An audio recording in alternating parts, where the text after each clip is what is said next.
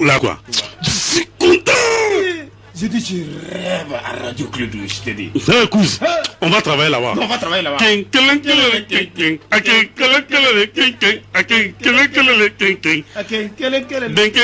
Cousin. Ouais. Radio Clédou, la radio inimitable. Clédou 101.2, c'est l'invité, les nouveautés, les exclusivités et l'intensité. La Sotelma Malitel vous donne l'heure. Il est 7h. Le sport, les infos, la musique, l'actualité, le tout amusé et servi à chaud pour vous sur Radio Clédou.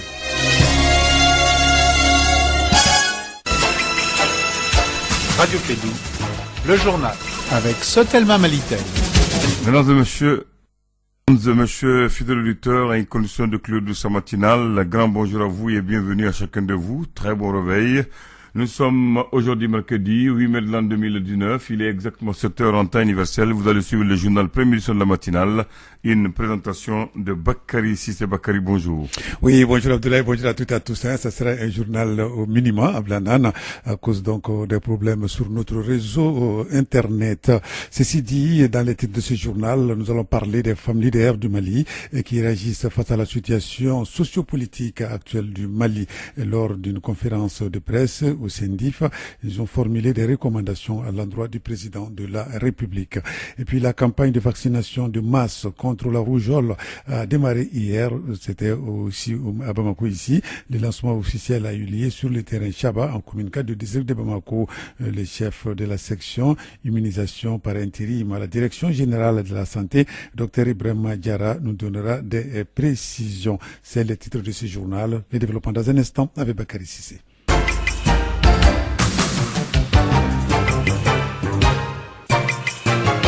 Avec les infos, première édition. Aujourd'hui, nous sommes le mercredi 8 mai 2019. Je le disais tantôt, les femmes leaders du Mali décident de briser finalement le silence face à la situation socio-politique actuelle de notre pays. Elles viennent de formuler des recommandations à l'endroit de la communauté internationale, aux autorités, à la classe politique et surtout au président de la République. Pour informer l'opinion nationale et internationale de l'ère du marche, une conférence de presse a été organisée. C'était au CENDIF. Les précisions avec Fanta Diakité. Depuis les événements de 2012, les femmes leaders du Mali ont entrepris plusieurs actions et démarches en faveur de la cohésion sociale, de la paix et de la sécurité. Malgré la situation sociopolitique va de mal en pis, c'est pourquoi elles ont formulé des recommandations à la communauté internationale pour le respect strict de son engagement à aider le Mali à retrouver la paix, la sécurité et son intégrité territoriale. Traoré Nana Sanou, vice-présidente des femmes leaders du Mali, lance un appel aux autorités du pays. Aux autorités du Mali, la prise des dispositions idoines, militaires et sécuritaires pour assurer la sécurité des personnes et des biens sur toute l'étendue du territoire national. Une gestion urgente de la situation des femmes et des enfants déplacés ou réfugiés dans les zones difficiles en cette veille de l'hivernage où les aléas climatiques vont accroître leurs souffrances et leurs conditions de vie. D'accélérer les mesures de dédommagement des victimes au niveau de la CDGR. De veiller pour qu'il n'y ait pas d'impunité. Punir tous les crimes de Aguelok, Agosogo, Douara et Djiré.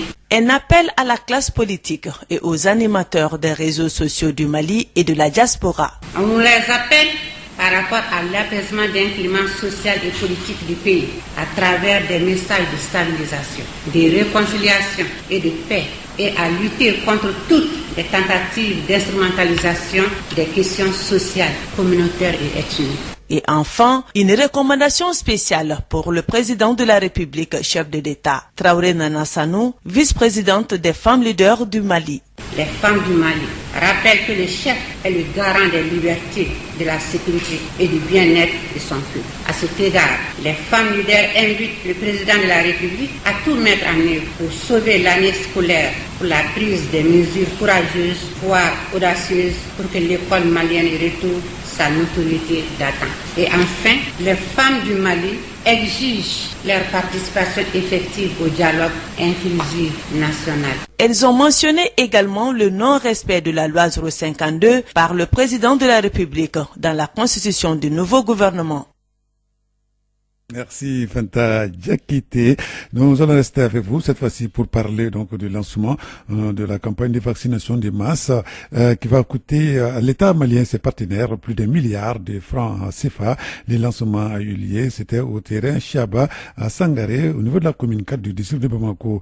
Pour nous en parler, donc nous allons donner la parole au chef de la section immunisation par intérim à la direction générale de la santé, Dr Ibrahim Adjara. Les propos sont recueillis par Fanta Diakité. Nous avons recensé dans ces derniers temps des cas d'épidémie un peu partout, sur l'ensemble du territoire national, auquel nous avons fait des ripostes. Mais dans le chemin normal, chaque 3 ans, nous organisons des campagnes de suivi contre la rougeole. Donc, mais compte tenu de la situation actuelle dans le monde même, et en particulier au Mali, nous avons jugé nécessaire vraiment d'organiser cette campagne de vaccination contre la rougeole sur toute l'étendue du territoire national.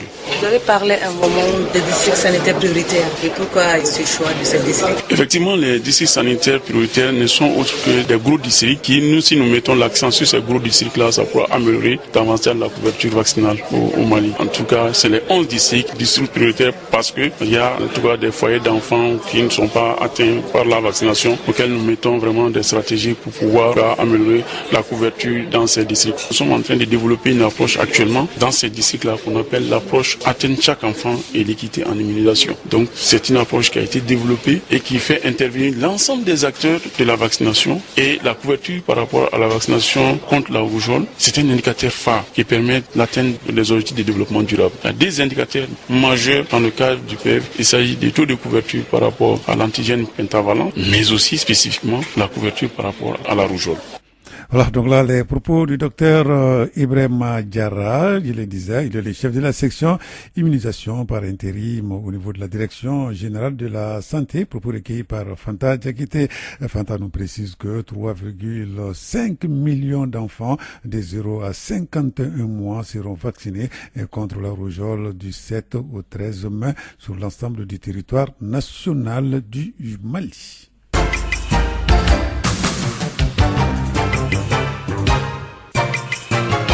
Nous allons prendre la direction de la cité des Balazans pour retrouver notre correspondant permanent, Douba Damélé, qui va nous parler de la fondation Abdul Khalil Mansour Haïdara, qui a remis des sacs de sucre au quartier de la commune urbaine de Ségou et aux communes rurales de Pilingana, à Sakouiba et Seboukou. Des matériels de santé ont été également remis au centre de santé de Markala et de Mbessouba dans les cercles de Koutiala. Douba Dambélé, précision.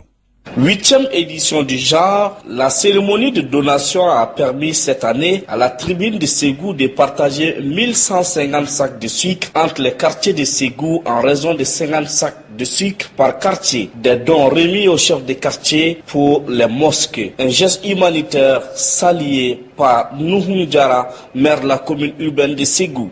J'ai l'immense plaisir et le très grand bonheur d'accueillir encore une fois sur ce sol ségouvien la cérémonie de donation à l'orée du mois de Ramadan. Œuvre de bienfaisance, ce geste qui à l'accoutumée se fait ici nous invite à présent. Je voudrais au nom des populations remercier les généreux donateurs pour cette action qui nous va droit au cœur et que d'autres sous ces cieux puissent encore une fois vous imiter pour cette action que vous ne cessez de déployer ici. Les communes de l'intercommunalité Balanza ont aussi bénéficié de la donation, un acte de solidarité aux fidèles musulmans. Abdul Khalil Mansour Haïdara, président du conseil d'administration de la fondation Cheikh Mansour Haïdara.